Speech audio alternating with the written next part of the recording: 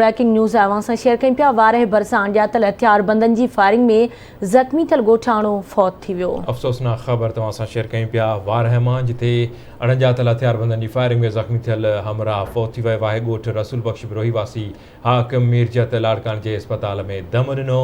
हथियारबंदनि firing करे नलके तां पाणी भरींदड़ हाकिम मीरजत ऐं संदसि ज़ाल खे ज़ख़्मी कयो हो। ज़ख़्मी थियल औरत नुसरत ख़ातून मीरजत जो लाड़काने जे अस्पताल में इलाज हलंदड़ आहे। ब्रेकिंग न्यूज़ तव्हां सां शेयर कयूं पिया। वारह बरसां अणॼातल हथियारबंदनि जी फायरिंग में ज़ख़्मी थियल ॻोठाणो फौत थी वियो आहे। सिनासी नवां के अहम ख़बर ॾियूं पिया। ॻोठ रसूल बख्श बिरोही वासी हाकिम मीरजत लाड़काने जी अस्पताल में दम ॾिनो।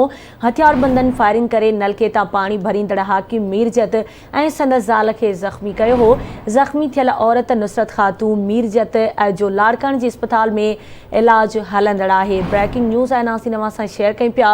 वारह बरसां अणॼातल हथियारबंदनि जी फायरिंग में ज़ख़्मी थियल ॻोठाणो फौत थी वियो।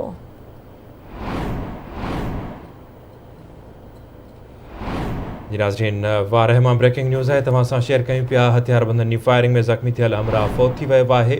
इन बारे सां तफ़सील मालूम कंदासीं। ज़ुल्फ़कार चांडियो वारह मां असां सां लाइन ते मौजूदु आहे। ज़ुल्फ़कार, कहिड़ा तफ़सील आहिनि वाक़े बाबति?